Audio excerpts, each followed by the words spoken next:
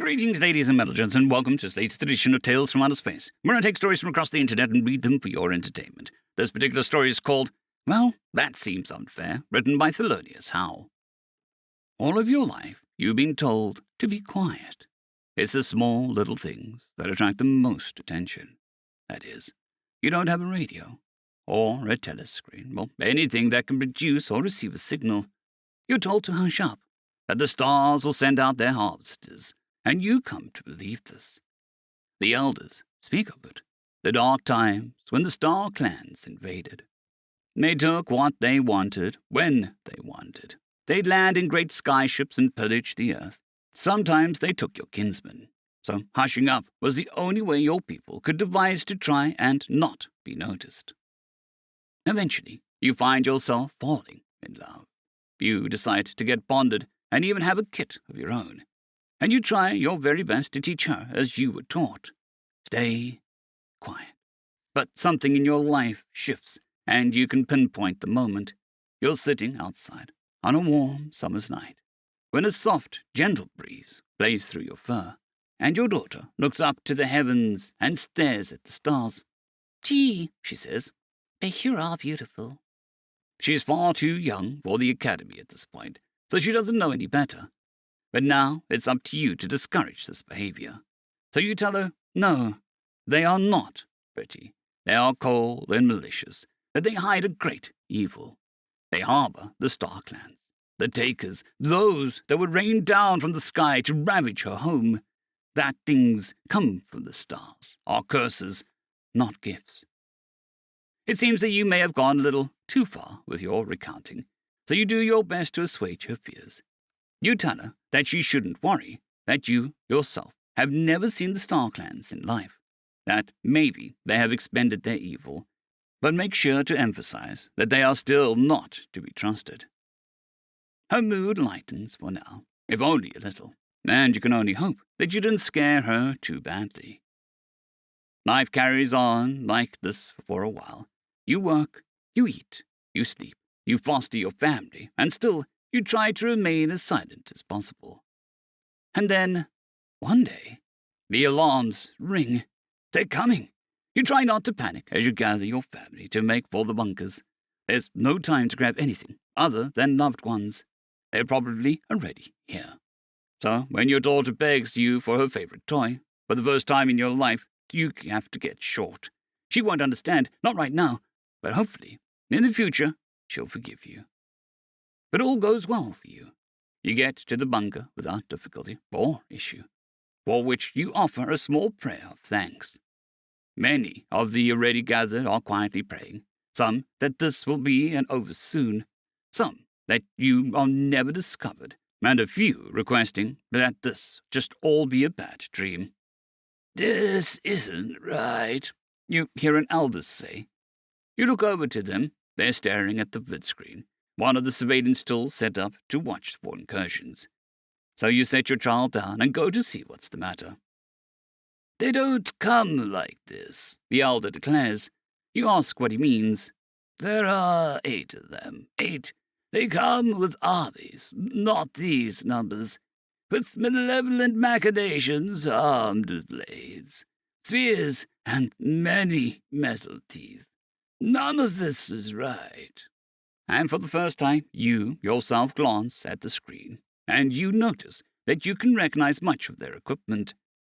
These aren't flame-spewing death machines nor autonomous killers. There are picked savers, recorders, notepads, and books. They brought with them tripods and tents, odd-looking boxes with dials and switches. If this was an invasion or a harvesting, it would be rather poor showing. So this continues for a few days, watching these strange things, with their strange ways on your monitors. They don't seem to do much of anything, other than observe. Sometimes, when something will die, they'll bring it back to their camp to poke and prod it, to figure out how it works. But strangely, they never do the killing. They only necropsy if nature has taken her course. So the elders meet in secret and decide that a plan must be set in motion. You all must learn more about these people and their schemes for this world. One from among you will have to go upside. One from among you will have to go topside and observe these beings. And wouldn't you know, it's you that by lottery is selected for this task. It's a macabre undertaking, and you're likely to be killed. But if you don't do it, someone else will have to. So you grimly accept. So you bid what will likely be your final farewells to your family and make ready for what lies ahead. You head for the surface, and then to their camp, and you suspect that you'll be eviscerated almost immediately. You find a suitable rock quite a safe distance away and decide to make this your post for the time being. So you hoist yourself up onto the rock and watch them. You shudder a little as you realize they are much larger than you had thought, much larger than yourself. And in the back of your brain you wonder if they came here to feed. But they don't do anything malicious, nothing nefarious. They don't do anything you haven't seen before, capturing pics, writing out notes, tinkering with some dumb little device. And now you realized you've been standing here on this rock in the same position for quite some time. Surely they have noticed you, but even if they did, they paid you no mind. They just went about their work, not caring about you at all. That is, of course, until the suns start to set. You know you won't be able to get anything in the dark, so you prepare yourself to leave. But as you do, one of the beings catches your eye. It's standing still, staring straight at you. You wonder if this is the end for you, if they've finally caught on. But it just raises one of its large appendages and waves it back and forth in a rather foolish gesture. You shrug it off, as you don't feel it threatening in any capacity, and make back for the bunker, always watching your tail. And this becomes your routine for the next several days. After the third, sometimes they point and briefly bare their teeth, and you hoist yourself back onto the rock. And while this is clearly a stretch gesture, you never feel it to be so. It's far too quick and subdued. It almost feels like they're doing it for other members of their group, rather than you. So, at home in your bunker, you try it yourself, baring your teeth with an upturned mouth in your mirror, alone in the bathroom, but you just look a fool, so you quickly knock it off. But you still have a job to do, so you decide you need to get closer. Unfortunately, when the gods made you, they forgot to put in the courage. Fortunately, these strange interlopers were braver than you. One day, as you stood on your rock, trying to gather the will to approach these beings, one of them stopped, something in its hand. It slowly, painfully slowly, marches about half the distance between you and its starting point, and sets what it held onto the ground, and then retreats, at the same awful speed, back to where it came from. It does nothing further, just stares at you intently. But you mark out the distance and decide that should worse come to worse, you could probably outpace him. So you march to the thing, and what you see you can't believe. It's a bowl full of kindleberries, fresh kindleberries. You've been eating that packaged garbage with your people for weeks now, and this seems a kindly reprieve. But you're smarter than that. You know that these could be poisoned, or laced with explosives, so you hesitantly take one and eat it, and wait for a while.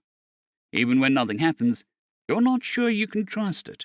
It could be a delayed action, or even some kind of tracker. So you decide to play it safe and cut your reconnaissance short for today, and sleep in the woods. When you wake the next morning, you're filled with relief. The berries weren't poisoned. No one came to hunt you in the night. Maybe these strangers weren't so bad after all. So you head back to their camp, where you find another bowl already waiting. There's a variety of food, all of which you know, but much to your surprise, kindleberries aren't present. There is also a second bowl, and you know exactly what's in this one. You don't even pay the strangers who've gathered to watch any attention as you dip your claw in and place it on your tongue. Water. Pure and clean. Fresh, natural, not that recycled trash that you've been throwing down your throat. You have to stop yourself from diving face first into the bowl. Fresh water and fresh food. These folks were awful at invasions. And this becomes your new routine for a while. You show up to the camp, there are free snacks and drinks, and still they show no hostility towards you. And selfishly, you want to keep the secret to yourself. You want this limitless supply source to be yours and yours alone, but you know you still have a job to do. So one day boldness finds you. You spot one of these beings, alone from the others, scribbling something down in one of the notebooks. And you do something bold, something brave, something maybe a little stupid. You walk straight up to the thing. It takes a little while for it to notice you, but once it has, it puts its writing stick in the book and folds it closed. It uses soft speech to talk, though you don't know its language. You can clearly tell it's trying not to scare you. Then you begin. You apologize for pretending to be a dumb animal, for stealing their food, for all the deception. You know it won't understand, but you really don't care. You hope it picks up on your inflection and intentions. And as you talk, you notice the face morph, not into anything good, but what you can best surmise as fear.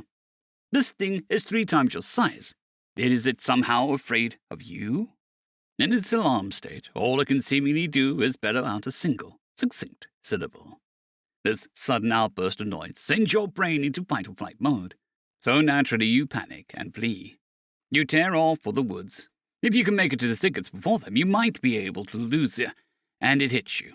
Lose who? No one is chasing you, and no one is hunting you. You turn your tail and bled, and that led you away. So you sigh and pick up the tattered treasure of your dignity and head back for their camp. When you get closer to your mark, you notice that a few of the others have huddled around, and as the distance between you shrinks, you realize that the newcomers seem to be chastising the shouter. You get their attention with a quick clear of your throat, and immediately the soft voices are back. You try to explain, to apologize for your behavior, but they don't seem to know your words, and you don't know theirs. All in all, it ends up being one very awkward encounter, but they are determined, and you have a task. It starts off simple enough, poorly drawn pictograms with sticks in the dirt, rudimentary words, and working art structure. You borrow some early readers and children's books from those in the bunker, and watch over the day as their vocabulary grows. Surprisingly, they take to your language rather quickly. Even more surprisingly, they make an earnest effort to learn yours, rather than forcing theirs upon you. Before you know it, you have honest and insightful, if not a little bit clumsy, conversations with these people. And you feel that your work is finished. You've done all that you can. You arrange meeting between the Star Clan and your elders. And, in the moment, you wish that you hadn't.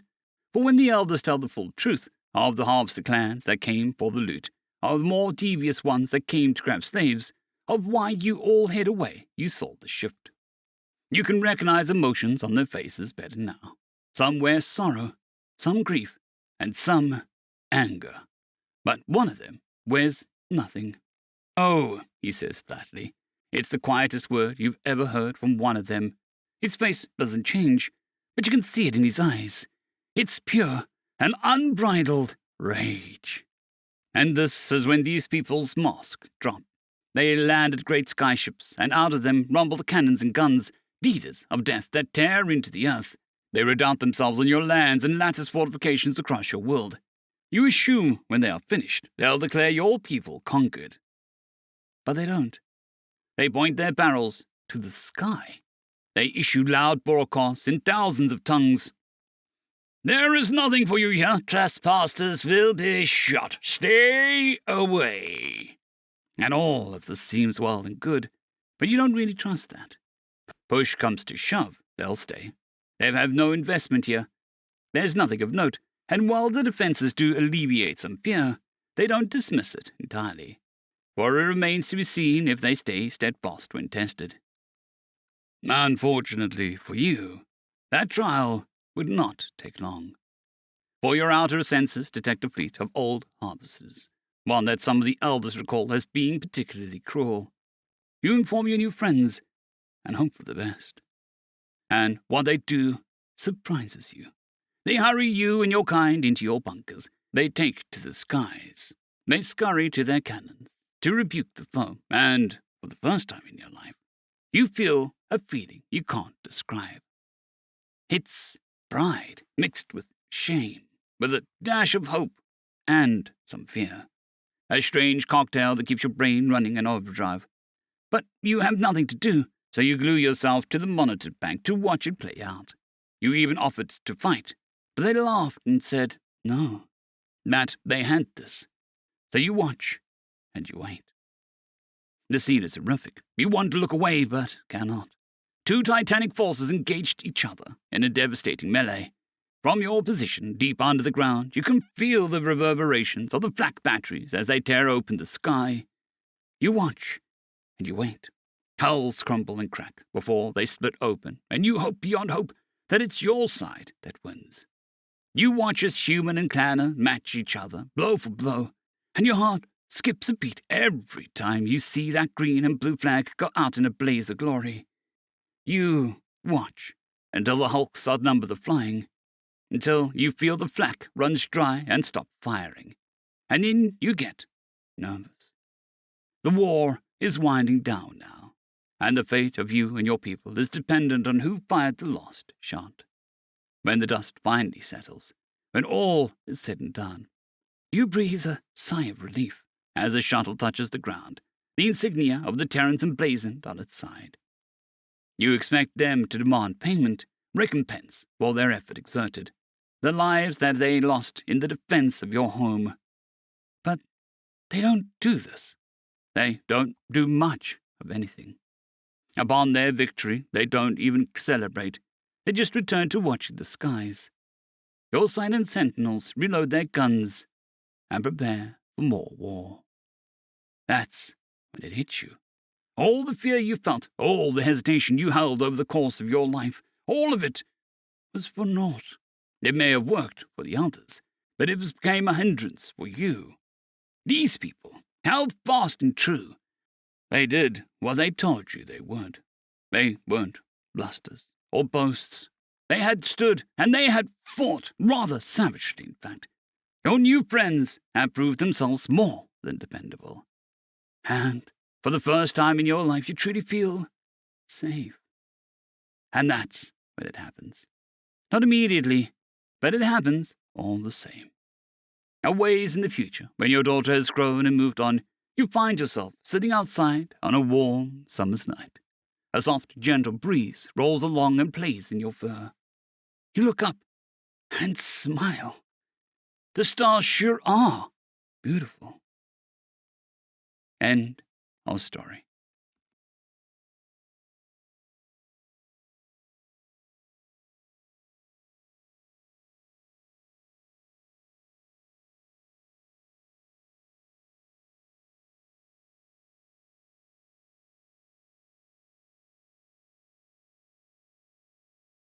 Caspar Arnholtz, John Creighton, Manatharia, 050, Dragzoon WRE, and Elijah Silvercross.